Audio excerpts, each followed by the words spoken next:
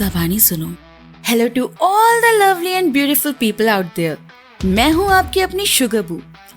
Thanksgiving की रात जहाँ सारे लोग पार्टी कर रहे थे, वहीं छोटे से टाउन प्लेमिथ में लोग कर रहे थे होलसेल किलिंग। अब होलसेल किलिंग को तो किसी तरह काबू कर लिया जाता है, मगर उसके ठीक 1 साल बाद टाउन में वापस से स्टार्ट होती है सीरियल किलिंग्स, जिसे रोक पाना पुलिस के भी बस की नहीं हो पा रही थी। अब ये शातिर सीरियल किलर पकड़ा जाएगा या नहीं, ये देखेंगे हम आज की मूवी थैंक्सगिविंग में। फिल्म के स्टार्ट में हम शेरिफ एरिक को देखते हैं, जो थैंक्सगिविंग की शाम को मिच और एमेंडा के घर पे उनके साथ सेलिब्रेट करने के लिए आता है। वहीं हम राइट मार्ट स्टोर के ओनर थॉमस को अपनी सेकंड वाइफ कैथलीन और बेटी जेसिका के साथ अपने घर पे थैंक्सगिविंग सेलिब्रेट करते हुए देखते हैं, जहां थॉमस बताता है आज थैंक्सगिविंग पे भी हमारा स्टोर ओपन रहेगा। वहीं मिच जो राइट मार्ट स्टोर का मैनेजर था, उसे ब्लैक फ्राइडे सेल की वजह से स्टोर जाना पड़ता है। अब जिनको नहीं पता उन्हें बता दूं, ये ब्लैक फ्राइडे सेल कमाल की चीज है, जहाँ पे ब्रांडेड चीजों पे कतल किस्म के डिस्काउंट्स आते हैं और लोग ऐसी सेल्स का पूरे साल वेट करते हैं उन पे टूटने के लिए। खैर वहीं जेसिका और उसका बॉयफ्रेंड बॉबी अपने फ्रेंड्स के साथ मूवी देखने के लिए निकल जाते हैं और जेसिका के इन फ्रेंड्स का नाम है इवान, गैबी, स्कूबा एंड यूलिया। और तभी इवान कहता है मूवी जाने से पहले मुझे जेसिका के स्टोर जाना होगा, मुझे एक नया फोन लेना है। और वही स्टोर अभी सेल के लिए खुला नहीं था, मगर बाहर खड़े लोग इस कदर पगला रहे थे अंदर जाने के लिए जैसे स्टोर के अंदर सामान उन्हें फ्री का मिलने वाला हो। अब इस कदर पागल हुए लोगों को संभालने के लिए वहाँ सिर्फ 2 सिक्योरिटी गार्ड्स थे। और वहीं जेसिका और उसके फ्रेंड्स जब स्टोर के बाहर पहुँचते हैं, जेसिका को रायन मिलता है, जो कि जेसिका को बहुत पसंद करता था और इसी वजह से बॉबी और रायन के बीच 36 का आंकड़ा था। वहीं मिच जल्दी में घर से खाना खा के नहीं आया था, इसलिए एरिक और एमेंडा उसके लिए खाना लेके आते हैं। और इसी बीच जेसिका के डैड का स्टोर होने की वजह से वो और उसके फ्रेंड्स स्टोर के पीछे के गेट से सीधे अंदर चले जाते हैं। और वहीं पागल होती भीड़ को शांत करने के लिए मिच उन्हें कहता है स्टोर 10 मिनट में खुल जाएगा, मगर गुस्से में लोग उसे कहते हैं तुमने उन लोगों को पहले कैसे जाने दिया। जिसे सुन मिच पलट के देखता है जेसिका और उसके पगलेट फ्रेंड्स अंदर खड़े हुए थे और अपने हाथों में सामान दिखा के इवान लोगों को जला रहा था। और तभी एक लड़का माइक छीन के अनाउंस कर देता है कि स्टोर ओपन है, जिसे सुनते ही लोग पागल सांडों की तरह स्टोर में घुसने के लिए भागते हैं और स्टोर के लॉक गेट को वो मार मार के तोड़ देते हैं, जिसकी वजह से एक सिक्योरिटी गार्ड उस गेट के नीचे आ जाता है और अंदर आते हुए एक आदमी का गला गेट के टूटे शीशे से कट जाता है। मगर लोग इस सब की परवाह किए बिना पागलों की तरह सामान लूटने लगते हैं। जिसके हाथ जो लग रहा था वो उठा के ले जा रहा था और वहीं इवान ये सब कुछ अपने फोन में रिकॉर्ड कर रहा था। और इसी सब केओस के बीच बॉबी को जख्मी गार्ड जमीन पर पड़ा दिखता है, इसलिए वो उसे हेल्प करने जा रहा होता है कि तभी कोई आंख का अंधा उसके हाथ पे चढ़ जाता है, जिस वजह से उसकी रिस्ट टूट जाती है। और वहीं जिस आदमी का गला शीशे से कटा था, आपको क्या लगता है वो हॉस्पिटल गया होगा? अगर जवाब हाँ है तो आप बिल्कुल गलत हैं, क्योंकि वो लूट रहा है यहाँ पे वॉफल मेकर। और वहीं एमेंडा भी धक्का लगने से जमीन पे गिर जाती है, मगर वो उठती उससे पहले लीजी नाम की औरत, जो कि फ्री का माल लूट के वहाँ से भाग रही थी, उसकी कार्ट दूसरी कार्ट से टकरा जाती है और उन दोनों कार्ट्स के बीच एमेंडा का सर आ जाता है, जिससे उसके बाल कार्ट के टायर में फंस जाते हैं। और उनकी कार्ट्स की लड़ाई में एमेंडा के सर के बाल के साथ साथ उसका स्कैल्प भी उखड़ जाता है और मिच एमेंडा को ऐसी हालत में देख बहुत रोता है। इसी बीच एरिक भी वहाँ आके एमेंडा को मरा हुआ देखता है और पागल होती भीड़ को कंट्रोल करने के लिए वो हवा में शूट कर देता है। जिसके बाद हम इस कांड के 1 साल बाद की स्टोरी देखते हैं, जहां लैपटॉप पे ब्लैक फ्राइडे की रात हुए होलसेल किलिंग की इवान की शूट करी हुई वीडियो चल रही थी। साथ ही टीवी पे ये न्यूज भी चल रही थी कि राइट मार्ट कुछ सिक्योरिटी अपग्रेड्स के बाद थैंक्सगिविंग के दिन खुलेगा, मगर लोकल्स इस बात से खुश नहीं थे। और वहीं लीगल केसेस से थॉमस बच गया था, क्योंकि उस रात स्टोर के कैमरास खराब थे। और हर अमीर इंसान की तरह अपनी इमेज सुधारने के लिए थॉमस ने भी राइट फैमिली फाउंडेशन खोल दी, जिससे वो लोकल बच्चों को पढ़ने के लिए स्पॉन्सर करने लगा। वहीं अपने रिस्ट की इंजरी की वजह से बेसबॉल प्लेयर बॉबी का करियर खत्म हो गया था और पिछले 1 साल से किसी ने भी उसे देखा नहीं था। अब इसके बाद हम लीजी को देखते हैं, जिसकी कार्ट की वजह से एमेंडा की डेथ हुई थी और वो शेरिफ को जॉन कार्वर का मास्क देती है, क्योंकि जब न्यू प्लेमिथ बसा था, जॉन कार्वर इस टाउन के पहले गवर्नर थे और उनकी याद में थैंक्सगिविंग के दिन वो सब ये मास्क पहनते थे। वहीं जेसिका अपने डैड के लिए जॉन कार्वर के घर पर एक कमर्शियल शूट करने जाती है। मगर जब वो लोग उनके घर पहुंचते हैं, वहाँ किसी ने इस हिस्टोरिक घर पे तोड़फोड़ करने के साथ साथ जॉन कार्वर की दीवार पे लटकी हुई कुल्हाड़ी भी चुरा ली थी, जिसे देख एरिक उस जगह को बंद कर देता है इन्वेस्टिगेशन के लिए। जिसके बाद हम जेसिका को अपने फ्रेंड्स के साथ लिजी के डाइनर पे देखते हैं और तभी उन सबको जॉन कार्वर नाम के सोशल मीडिया अकाउंट से थैंक्सगिविंग टेबल की फोटो में टैग किया जाता है। जिसके बाद वहाँ पे रायन भी आ जाता है, जो कि बॉबी के गायब होने के बाद जेसिका का करंट बॉयफ्रेंड था। वही हम मास्क पहने एक आदमी को देखते हैं जो लैपटॉप पे लिजी को देख रहा होता है और साथ ही जॉन कार्वर के घर से चुराई हुई कुल्हाड़ी को धार कर रहा होता है। और दूसरी तरफ लिजी जब अपने डाइनर को बंद कर रही होती है, वही आदमी लिजी पे हमला कर देता है और वो लिजी के चेहरे को डीप फ्रीजर के गेट पे चिपका देता है। मगर इससे पहले वो लिजी को मार देता, लिजी अपना चिपका हुआ चेहरा फ्रीजर से खींचती है, जिसमें उसके चेहरे की खाल वहीं पे चिपक के रह जाती है और वो खुद वहाँ से भागती है। जब वो बाहर पहुँचती है, किलर उसकी कार में था, जिसे देख के वो डर के मारे डस्टबिन में छुपने के लिए भागती है। मगर तब तक किलर उसे हिट कर देता है, जिस वजह से उसकी बॉडी 2 हिस्सों में बट जाती है और अगले दिन लिजी की आधी बॉडी राइट मड के ऊपर लटकी हुई मिलती है। वहीं जेसिका और उसके फ्रेंड्स को जॉन कार्वर के अकाउंट से टैग किया जाता है लिजी की आधी कटी बॉडी की फोटो में, जिस पे लिखा था slashing everything in half at right mud 50% of.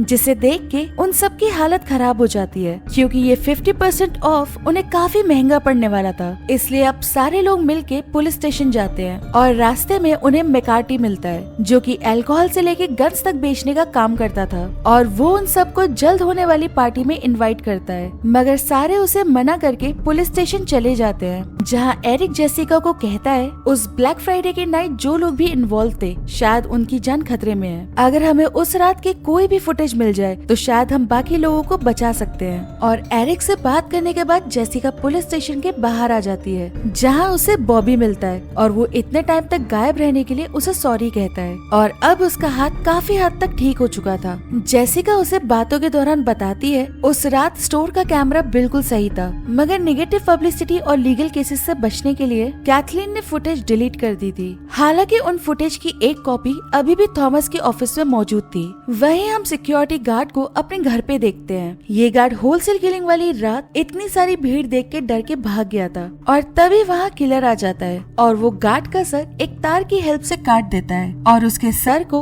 अपने साथ ले जाता है और अपने अड्डे पे पहुँच के वो उसके सर को टेबल पे रखता है। वहाँ लीजे की आधी कटी बॉडी भी रखी थी और वो उनकी फोटो लेके जेसिका और उसके दोस्तों को टैग कर देता है। वहीं किलर के लगातार लोकेशन चेंज करने की वजह से पुलिस उसे ट्रैक नहीं कर पा रही थी। दूसरी तरफ जेसिका को उस रात की फुटेज मिल जाती है और वो एरिक को वो फुटेज दे देती है और साथ ही जेसिका उसे कहती है ब्लैक फ्राइडे की नाइट जो सिक्योरिटी गार्ड मारा गया था, रायन उसे जानता था। जिसे सुन एरिक कहता है मगर अपने स्टेटमेंट में उसने नहीं बताया था कि वो गार्ड को जानता था, जिस वजह से उन लोगों का शक रायन पे जाता है और फुटेज के अंदर उन्हें भीड़ को भड़काने वाला कपल भी दिखता है। और वहीं दूसरी तरफ हम इसी कपल को देखते हैं, मगर किलर वहाँ आके पहले लड़के को गर्दन मोड़ के मार देता है और फिर ट्रैम्पलिन पे कूदती लड़की को चाकू से मार देता है। और वहीं जेसिका के स्कूल में होने वाला फुटबॉल मैच कैंसिल हो जाता है, जिसकी वजह से गैबी और इवान स्कूल के अंदर जाते हैं और जेसिका बाहर उनका वेट करती है।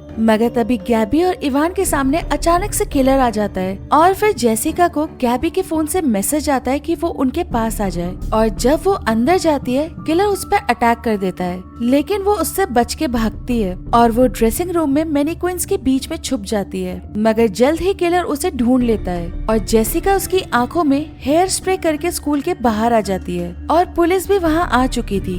साथ ही बॉबी और रायन भी जेसिका से मिलने आ जाते हैं और रायन को देख गुस्से में बॉबी उससे सिक्योरिटी गार्ड के बारे में पूछ लेता है, जिसपे रायन उसे कहता है मैं उससे एड्रॉल लेने गया था, जो कि वो लोग लेते हैं जिन्हें ADHD है। और शाम को स्कूबा और जेसिका मैकार्टी की पार्टी में जाके उससे अपनी प्रोटेक्शन के लिए गन ले लेते हैं और पार्टी से वापस आते हुए वो लोग यूलिया से वीडियो कॉल पे बात कर रहे होते हैं, क्योंकि इतने सारे मर्डर्स होने की वजह से उसके डैड उसे फ्लोरिडा ले जा रहे होते हैं। मगर वहीं यूलिया के घर पे किलर आ चुका था और वो आते के साथ सिक्योरिटी में लगे शेरिफ और यूलिया के डैड को बेहोश कर देता है और उसके बाद वो यूलिया के कान में पिंस घुसा देता है और इसका लाइव वीडियो किलर जेसिका और स्कूबा को दिखाता है, जिसे देख के वो दोनों उसे बचाने के लिए उसके घर पहुंच जाते हैं। मगर किलर ने यूलिया की गर्दन पे चाकू रखा हुआ था। साथ ही वो उन्हें इवान और गैबी को दिखाता है जो कि जिंदा थे। अब स्कूबा ने उसे मारने के लिए अपनी गन तो निकाल रखी थी, मगर सेफ्टी लॉक लगा होने की वजह से गन चलती नहीं है और इसी बीच किलर भागते हुए यूलिया को कटर पे फेंक देता है, जिसकी वजह से यूलिया का पेट कट जाता है और वो भी मारी जाती है। अब ये सब देख थॉमस कहता है उनमें से कोई भी थैंक्सगिविंग परेड में शामिल नहीं होगा,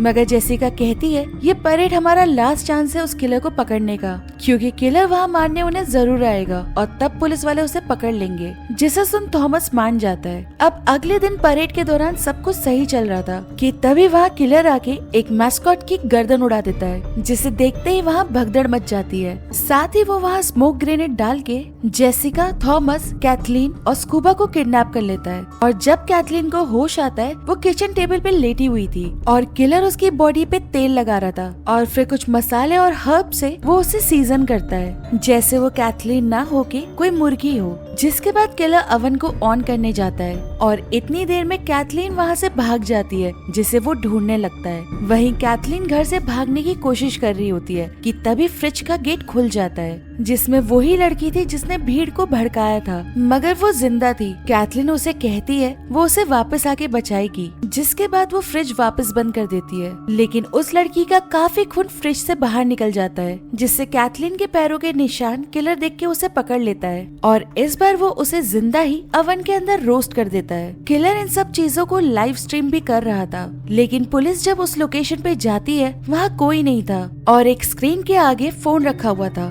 मतलब लाइव वो किसी और लोकेशन से कर रहा था। वहीं किलर उन सबको थैंक्सगिविंग डिनर सर्व करता है, जो की थी रोस्टेड कैथलीन, जिसे देख के वो सारे बहुत डर जाते हैं और फिर किलर इवान के सामने कैमरा रख के कहता है तुम्हारी वीडियो की वजह से ही तो मुझे इंस्पिरेशन मिली है लाइव वीडियो बनाने की। जिसके बाद वो लाइव स्ट्रीम पे मीट हैमर से मार मार के उसका सर फाड़ देता है और फिर वो थॉमस को कैथलीन का मीट सर्व करता है और इसी बीच जेसिका और स्कूबा अपनी रस्सी खोल वहाँ से भागते हैं। किलर उनका पीछा करता है और भागते भागते उन्हें पता चलता है वो जॉन कार्वर का घर है। इससे पहले वो दोनों वहाँ से भाग पाते, किलर स्कूबा के कंधे में कुल्हाड़ी मार देता है, लेकिन जेसिका वहाँ से भाग जाती है और किलर उसका पीछा करता है। मगर जेसिका जंगल में से होती हुई परेड वर्कशॉप तक पहुँच जाती है, जहाँ उसे रोड पे घायल पड़ा एरिक मिलता है और वो वर्कशॉप में जाते हुए किलर को देख लेती है। जेसिका एरिक की गन लेके उसका पीछा करती है, जहाँ उसे पता चलता है किलर बॉबी है, क्योंकि उसने किलर वाले कपड़े और मास्क पहना हुआ था। और तभी वहाँ पे एरिक आ जाता है, जो जेसिका से अपनी गन लेके बॉबी को शूट करता है, मगर तभी बॉबी कहीं गायब हो जाता है। जिसके बाद वहाँ और पुलिस ऑफिसर्स भी आ जाते हैं। वहाँ पे बॉबी का फोन भी मिलता है, जिसमें अभी भी जॉन कार्वर के अकाउंट से लॉगिन था और फिर ऑफिसर जेसिका को कहता है गैबी, स्कूबा और तुम्हारे डैड को हॉस्पिटल में एडमिट कर दिया गया है। जिसके बाद ऑफिसर्स हॉस्पिटल चले जाते हैं और एरिक जेसिका के साथ वहीं पर रुक जाता है। तभी जेसिका एरिक के शूज देखती है, जिसपे वही कांटे लगे हुए थे जो कि जंगल में उसके कपड़ों पे भी लग गए थे, जिसे देख के वो समझ जाती है असली कातिल बॉबी नहीं एरिक था और उसकी शॉक में शक्ल देख के एरिक भी समझ जाता है कि जेसिका सच जान चुकी है। इसलिए अब एरिक भी अपना अच्छा होने का नाटक बंद करके उसे इन मर्डर्स को करने की पूरी कहानी बताता है। दरअसल उसका अफेयर एमेंडा से चल रहा था और एमेंडा जल्द ही मिच को छोड़ने वाली थी, मगर उस रात जेसिका और उसके दोस्तों की वजह से वो मारी गई थी और उस वक्त वो प्रेग्नेंट भी थी, जिससे एरिक का होने वाला बच्चा भी मारा गया था। और बॉबी पे शक डालने के लिए एरिक ने उसे बेहोश करके अपने कपड़े पहना दिए थे, मगर तभी जेसिका उसे फोन दिखाती है, जिससे वो उसके कन्फेशन को लाइव स्ट्रीम कर चुकी थी। जिसे देख एरिक उसे मारने के लिए आगे बढ़ता है कि तभी वहाँ बॉबी आके उसे बचा के अपने साथ ले जाता है और वर्कशॉप से भागते हुए जेसिका एक बलून गैस सिलेंडर को ऑन कर देती है, जिसमें फ्लेमेबल गैस थी और उससे वहाँ पड़ा चिकन बलून फूलने लगता है और दोनों एक कार में बैठ के वहाँ से भागने लगते हैं। मगर एरिक उनकी कार को एक रस्सी से बांध के सपोर्ट बीम से बांध देता है, जिससे उनकी कार आगे नहीं बढ़ पाती। और जैसे ही एरिक उन्हें मारने के लिए आता है, जेसिका कार में रखी हुई राइफल से बलून पे शूट करती है, जो ठीक एरिक के ऊपर ब्लास्ट करता है, जिससे एरिक तो जलता ही है, साथ में वो रस्सी भी जल जाती है जिससे कार बंधी हुई थी। और वो दोनों कार लेके वहाँ से निकल जाते हैं। और अगले दिन पुलिस उन्हें बताती है उन्हें अंदर एरिक की लाश नहीं मिली, तो शायद हो सकता है वो पूरी तरह जल गया हो। मगर जेसिका को लगता है एरिक वहाँ से अपना भेस बदल के भाग चुका है। और मूवी के एंड में जेसिका को एक नाइटमेयर आता है कि जलता हुआ एरिक उसे मारने के लिए आया है। अब ये सच होगा कि नहीं, ये तो अगर अगली मूवी आई तो ही हमें पता चल पाएगा। और इसी के साथ ये मूवी फिलहाल यहाँ खत्म हो जाती है। गाइस, अगर आपको एक्सप्लेनेशन अच्छा लग रहा है तो प्लीज सब्सक्राइब करके मेरी मेहनत को रिवॉर्ड करें।